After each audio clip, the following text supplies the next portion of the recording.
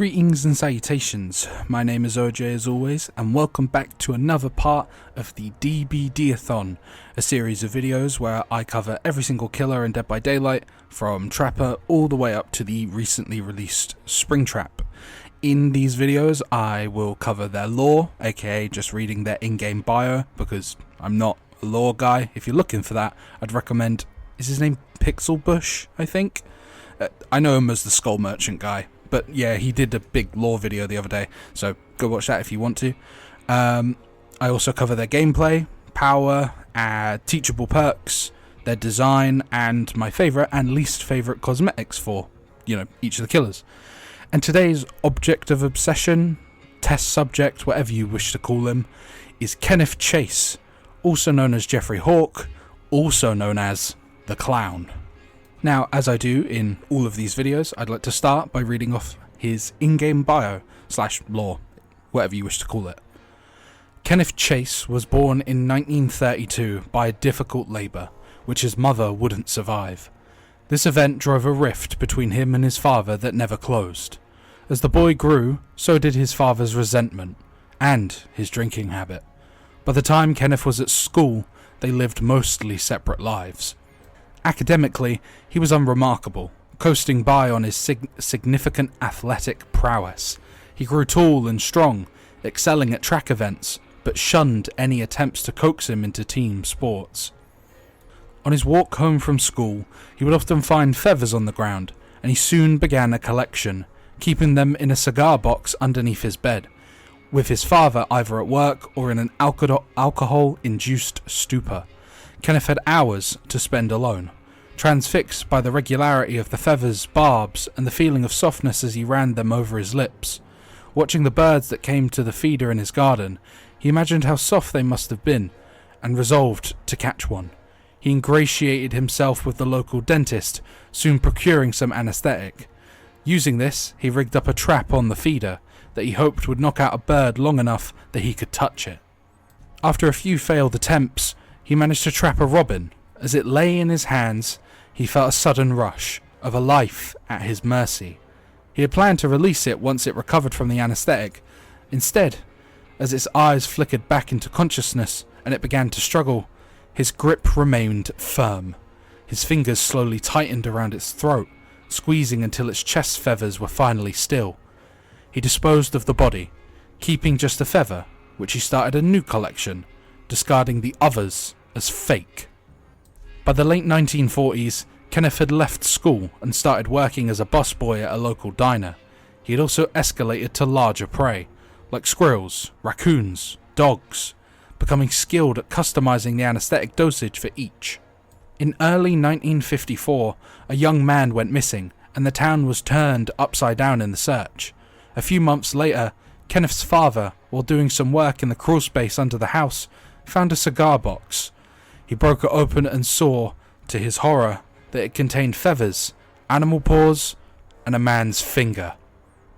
Returning from work, Kenneth saw his father leaving the crawl space with a cigar box in his hand. He turned on his heel and never went home again. After a few weeks of living rough, he encountered a travelling circus, and with his prodigious strength, he was hired to work the ropes. He assumed a new name, Jeffrey Hawk. Suddenly surrounded by a close-knit community, Jeffrey had learned to socialise. He donned a new personality like a disguise, quickly becoming known as charming and helpful, and was welcomed into his new family. Over the next decade, he stayed with the circus, travelling the length and breadth of the United States, but with the inherent life providing few repercussions, he fell into bad habits. Drinks, junk food, drugs. He indulged in all of them to excess. For a time, these vices were enough, but then his old urges returned, and his nomadic existence became a cover for him to resume killing. He stole clothes and makeup from performers, fashioning a disguise that would let him get close to his victims before he anesthesiated them. That's a hard word to say, sorry. Bringing them back to his caravan, where they would awake to find themselves bound and at his mercy. He would finally get to have his fun, mentally and physically torturing them, their screams fueling him, before being lost in the night. Once their strength was at its lowest, he he would carefully examine their fingers, searching for the prettiest, running them over his tongue to find the tastiest. Once he found the best, he would cut it from their hands and proudly add it to his collection, disposing of the rest of the body as pointless waste. Men, women, young, old, he didn't care. The essence of a good collection is in its variety, in the memories and stories they evoke. He removed the costume less and less, shedding his old personality with it, fully embracing the clown, his true self. With time, he became complacent, sloppy. A victim managed to work free of her bindings while he was sleeping off the drink. She escaped, screaming for help, and he awoke to find the rest of the circus bearing down on him. He whipped his horse, and the caravan disappeared into the night. Since then, he has roamed the country, a parasite who could always be found at a carnival or circus, but who would never be seen on any playbill. He lured those brave or foolish enough to come near, trapped them, and moved on before they could be found missing. Somewhere along the way, he left the ordinary roads of the United States behind him, travelling through a veil of mist and entering a new realm. It was a place of transience and impermanence, perfectly suiting the life he had chosen to lead. Feeling more at home than he had in his entire life, he set up camp and waited for his first visitor. The clown has pretty good lore. He is creepy. He is very creepy and very deranged, and it calls to like real life examples of psychopaths. I feel like a lot of people know that a lot of real life psychopaths, apparently, like one of the beginning signs is, like killing small animals and then steadily moving up that chain to become, get to humans or larger prey, etc. Kenneth is a good example of that. He started off with, a bird, and then moved to squirrels, dogs, and then it was humans, and then he, got involved in drink, drugs, blah, blah, blah. It's a pretty good backstory. I actually quite like it. It sets him up as creepy, and you can visually see it on his design, which I'll obviously talk about later, how the vices he had, such as drink, drugs, and the murdering, all affected him physically and visually. It's a really good, decent story, and the finger thing is weird. The finger thing is really creepy. I don't know why he specifically focuses on fingers. I'm not fully sure why, but it is creepy, and it gives him a bit of oomph. And he's also a bit different from most, creepy killer clowns that exist in media.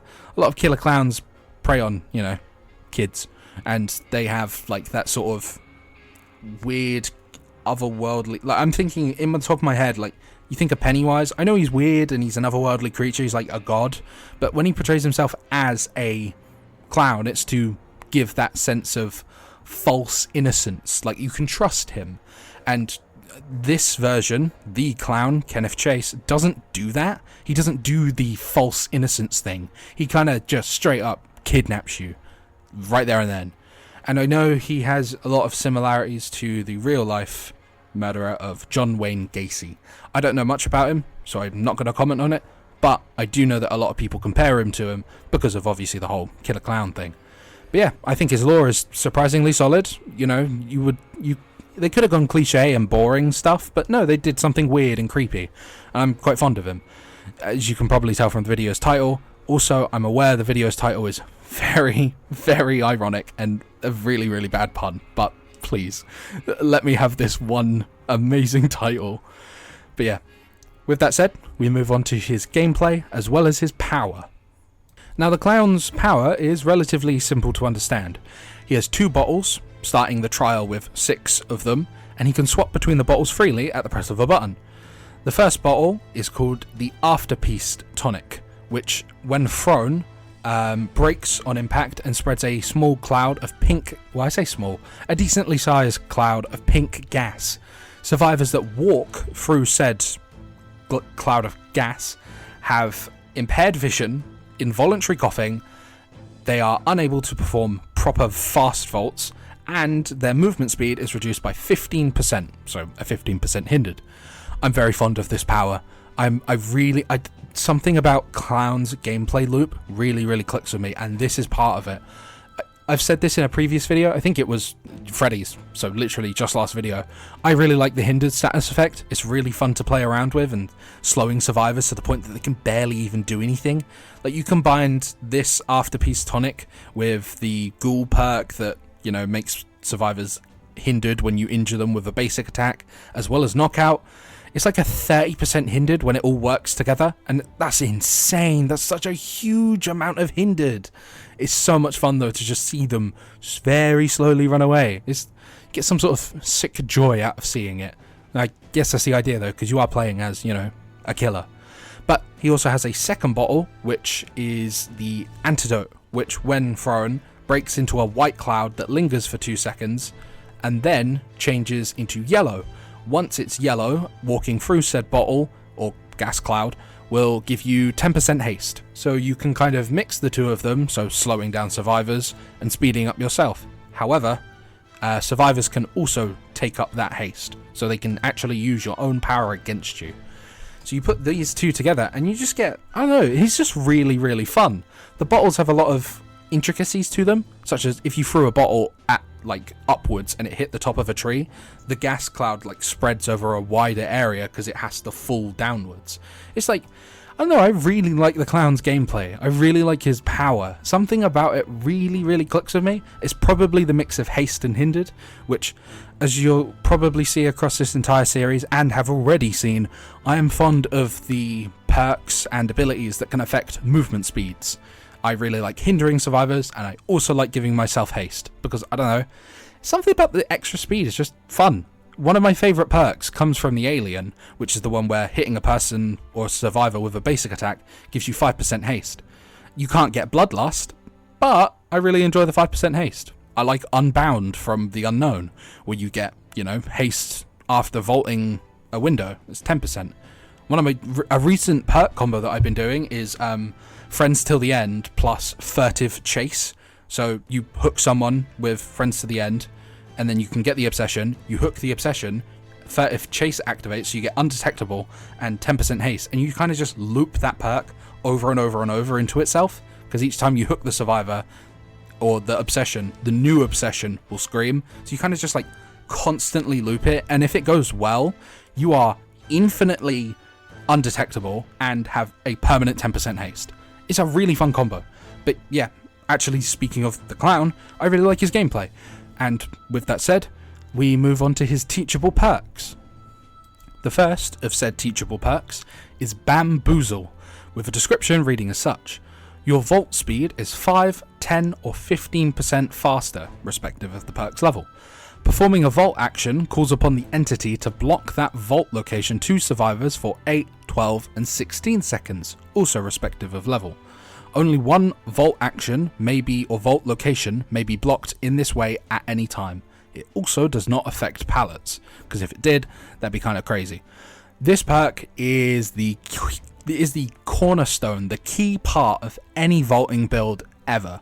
The 15% faster vault speed is stackable with other perks that add vault speed, and as you've seen in these videos and as I've shown off my builds, this perk shows up a lot because I really like the vault speed perks. You're going to notice, as I said earlier, I really like anything to do with speed outside of the drug, but we don't talk about that. Yeah, Bamboozle is a really solid perk. It's the cornerstone of any vaulting build. Even outside of being a vaulting build, it's still just a really solid perk on specific killers. It's really good on Hillbilly, because obviously he can block windows, and that helps him out a lot getting chainsaws, you know, done and dusted. But on anyone, it's just a really solid perk. It blocks off one of the survivors' main ways of, you know, looping you. It especially works on those jungle gyms where there's like 2 windows that are like right next to each other, and the survivor can just loop you around forever. Like, Bamboozle just shuts those down completely, and it just makes me very, very happy. But yeah, Bamboozle is a really good perk. I'm really fond of it, and with that, we move on to his second perk. Also, I'd like to add just on the end, usually I read out the flavor text. However, the website I'm using to read out the perk descriptions doesn't have the flavor text listed for any of Clown's perks for some reason. So unfortunately I won't be able to say flavor text reads as such this time. But anyways, with that actually said, we move on to his second perk, that being coulrophobia, which is, by the way, the fear of clowns, with a description reading as such: even those without a fear of clowns know to be terrified of you. Survivors within your terror radius have a 30, 40 or 50% penalty to healing progression speed, and healing skill checks move 50% faster. I've never really used this perk, I'm going to be completely honest, and I don't really see much of a point in it. It might have gained some benefits because of the recently released Houndmaster perk. I say recently released, she came out like 6 months ago, but still, the one where like if a survivor's self-healing and they get to like 75%, they get a bunch of hard skill checks. It's like the healing version of Merciless Storm from Sadako. But anyway, this coulrophobia is just not really that good.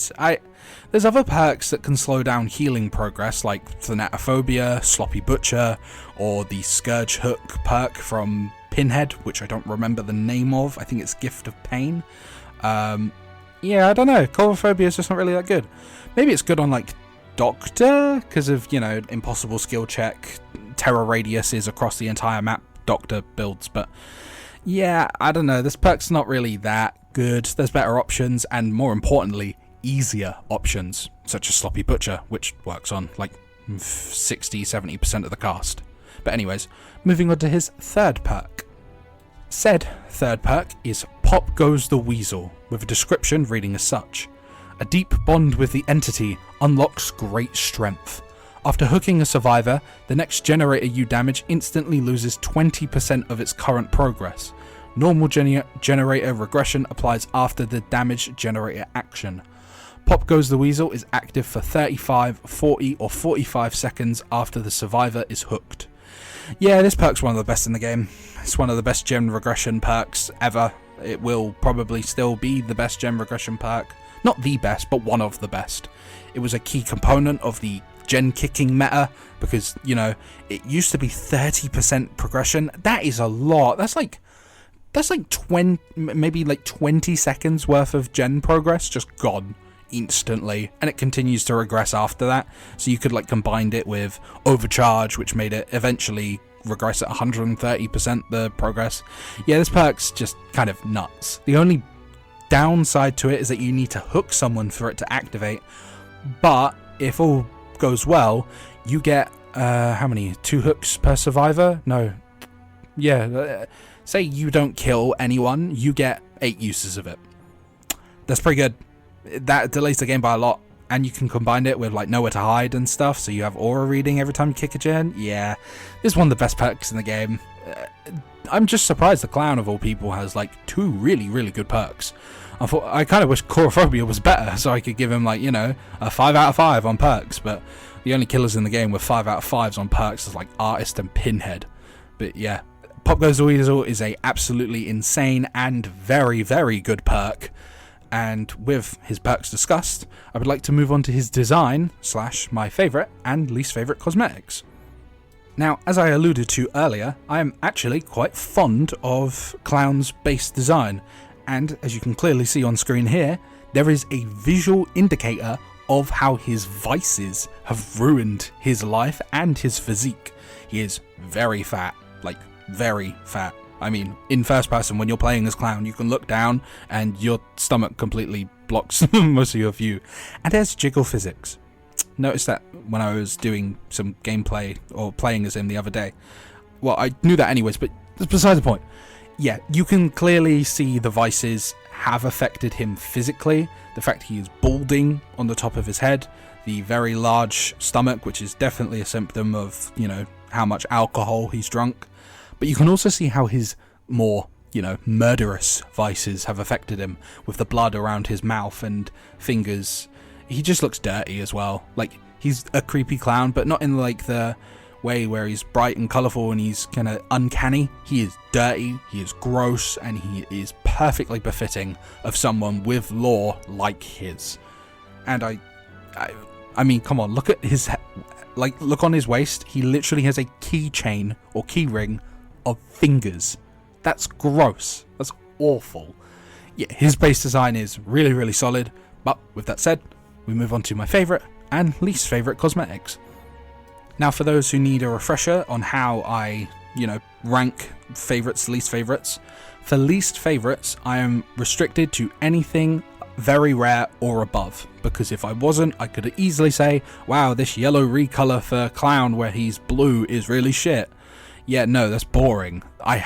So I'm restricting myself to picking anything above a very rare. And for favourites, I can just pick whatever the hell I want. Sometimes there are green rarity skins that are better than very rares and even legendaries. But with that said, my least favourite skin is Lord of the Underworld. I don't like it. It's something about it. He doesn't really look very clown-esque. He kind of loses the clown look. I get that I don't even know who he's meant to be. Is he meant to be like Zagreus? Is he meant to be a trickster or something? It just doesn't... It feels messy and odd. It doesn't look like a clown. It doesn't really look very cool either. Like, a lot of the Greek skins we have in game have a cool factor to them. This one doesn't look very cool.